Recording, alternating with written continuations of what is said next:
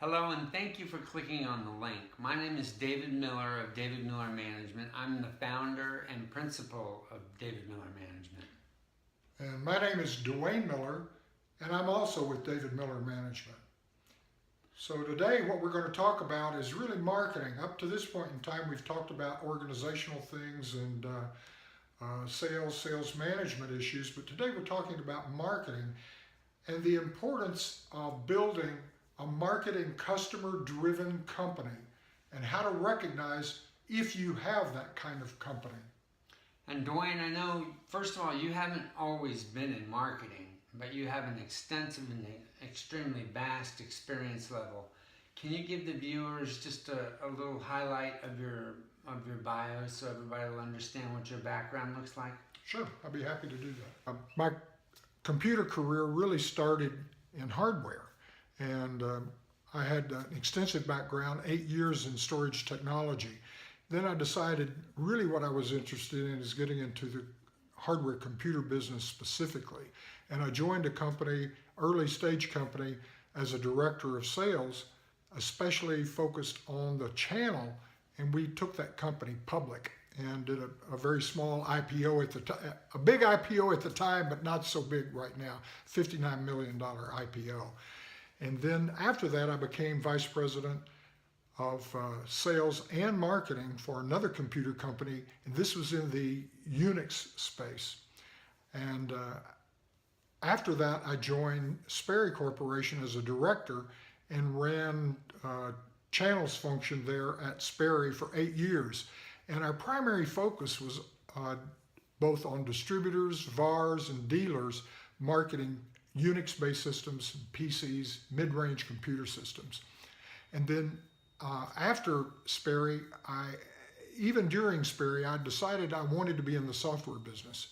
And I looked for software opportunities and found really a good one in Ashton Tate, who was acquired by Borland, and really joined them as a director, managing things such as software development tools, C and C++ tools, and databases.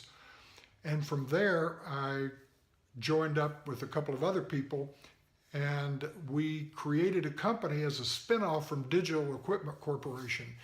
And I wrote the business plan, a very detailed business plan, and we secured funding from Xerox Ventures, from Sequoia Capital, from actually Stanford University invested money in us. And of course, the whole objective behind a lot of startups, especially in the software business in Silicon Valley, is to have a liquidity event. And we did have a liquidity event, and we ended up selling the company to a division of Motorola. And from there, I joined another software developer tool company in Toronto, Canada. At the time, it's called KL Group, and we changed the name to Citraka. And the objective there was the company had been around for 5, 6, 7 years, and they had kind of hit a plateau, and they wanted to accelerate their growth, and they brought me in as vice president of marketing and business development. This is when you joined the dark side. You moved over from sales into marketing and joined the dark side. That's right. I know, David, I've had these conversations back and forth. The minute I moved into marketing, David kind of referred to me as a marketing puke, and I kind of reflected on that and kind of contracted him and called him a sales puke. But nonetheless, we developed a whole strategy at this company for accelerating their growth, which we did dramatically. And they wanted to have a liquidity event. In the process, I have brought out numerous products, both the spinoff from Digital Equipment Corporation, wrote a very detailed business plan, launched 3, 4, 5 highly successful software products from scratch, from ideation all the way through release. Did the same thing at Citraka in Canada.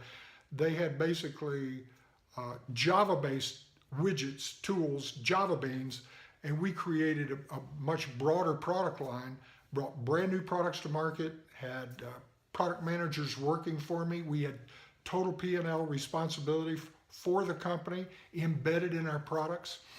And as vice president of marketing at Citraka, I also sold off one of the divisions, which was really a cash cow for years and years, but was kind of detracting, keeping us away from our focus on Java and these new products. And we also spun off a company, created a whole new company focused on mobility in the mobile wireless space.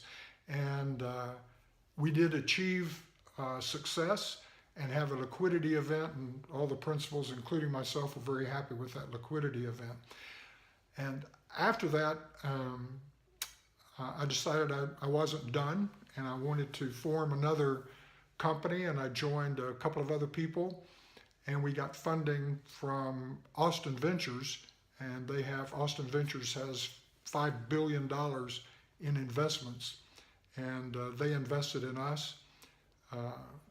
And the whole purpose for that organization was to create mobile wireless security products.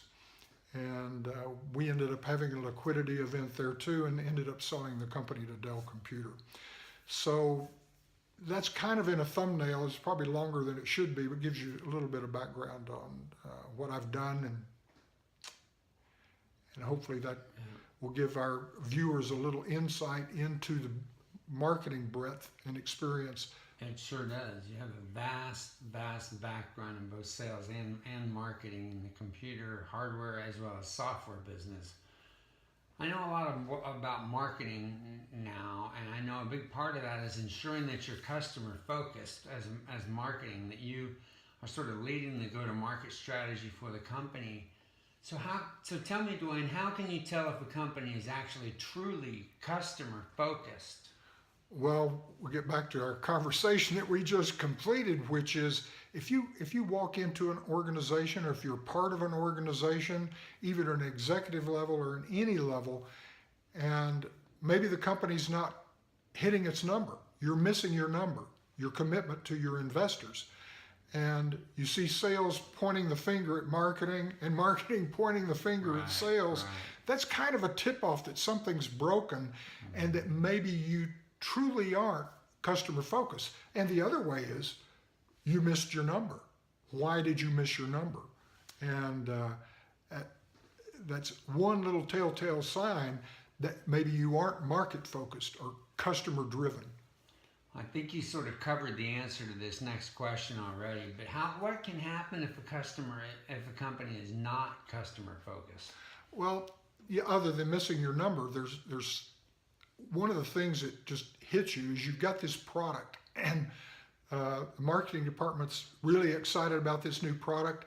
You go through creating it, having develop the product, and you release it, and it does not meet expectations. It falls flat. And it maybe just from a simple matter of how many people have adopted it or purchased it, but maybe you're missing the total market expectation. What your expectation is that market's going to deliver. Right. And I can give you an example where some companies have thought that the product that they were bringing out was something that their end user market had to have. Right. And when they do a little market testing, they've said what they've really found out is that it was a nice to have, not a have to have. It was not addressing significant pain that customer was experiencing, and so that's a couple of reasons. Can you define for me what a full product marketing process would look like from cradle to grave? Right. I think that if we just look at product marketing and the development of a new product, and in some cases, you can equate this to being a new company. If one of our viewers is a venture capital partner or private equity partner, and they're saying, should I invest in this company? Or if you're an ongoing company, should I invest in this new product? Well, part of the process really starts, if you think about it, from ground zero. We would call that really ideation, where you're coming up with ideas for new products. And if you can break down this marketing process into stages, and at the end of each stage, you have a decision cycle that you go through, and you could call that a gate. To get from one stage to another stage, you have to bring the results and the analysis from that stage to a meeting room where you're sitting down with stakeholders in the company. And to really get your company on track, stakeholders really involve not just marketing, not just sales, but it involves customer support, customer service. It involves the SEs who are out in the field supporting that sales force. What about finance?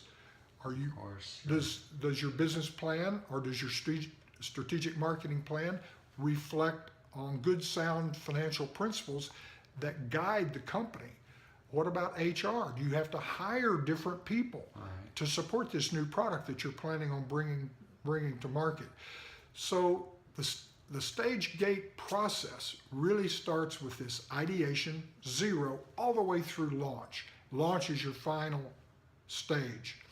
And you should, as a corporation, have staged investment. So you invest almost nothing at ideation. Then the next stage you invest a little bit, the next stage a little bit more, till you're in development and you've pretty much invested or made a commitment to invest the total amount that you've budgeted for this particular product.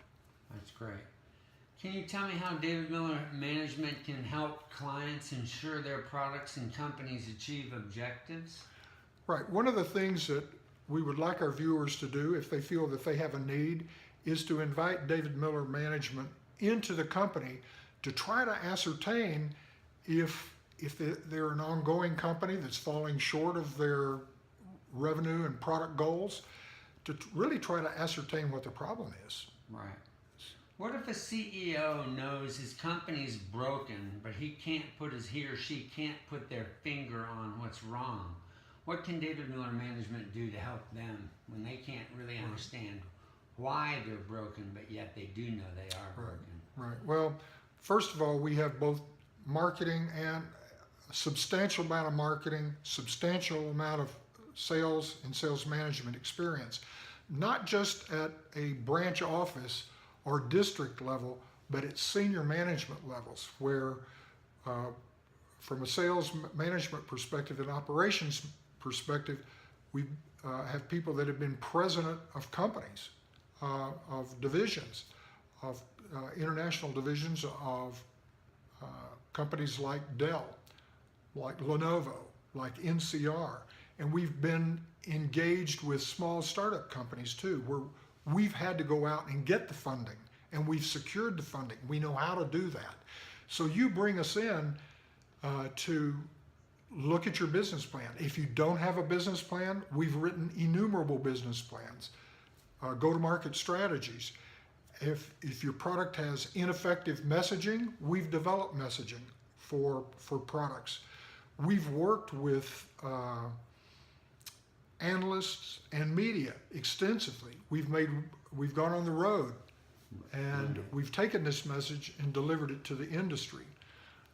So there are a lot of key ingredients that we have a wealth of experience. We can come in and do it for you, but we can also mentor your people. So if you need competitive analysis, for example, you may find that to be difficult to do from being one of the competitors in the marketplace, but as an independent third party, we can go out and generate quite a bit of market analysis and competitive analysis for you. So that's good. So can you tell me why the viewers listening to this should engage David Miller Management? Well, I'm sure if you've seen any other video that we have up on our website, you know that we're just not a collection of academics who've built their entire career really around telling other people how to run their business without really having that senior management, sales management, or senior executive marketing positions where they've been responsible. We've been on the ground, we've managed these, we've had to go through step by step, making sure that our companies are successful and that they achieve their objectives. Right. So tell me, what do you want the viewers to do now? Well, at this point in time, if our message resonates with you and you feel like we can help, please click on the Contact Us button and we'll respond to you, and we can come into your organization and give you a no cost, no obligation assessment of basically where you are and what we can do for you to help you solve some of the problems or help you launch your company or launch a product. We'd be happy to do that. So we really want at this juncture to thank the viewers who've come on and clicked this video link, and we look forward to hearing from you. That was very informative. Thank you very much. And we thank the viewers for being with us today. Thank you.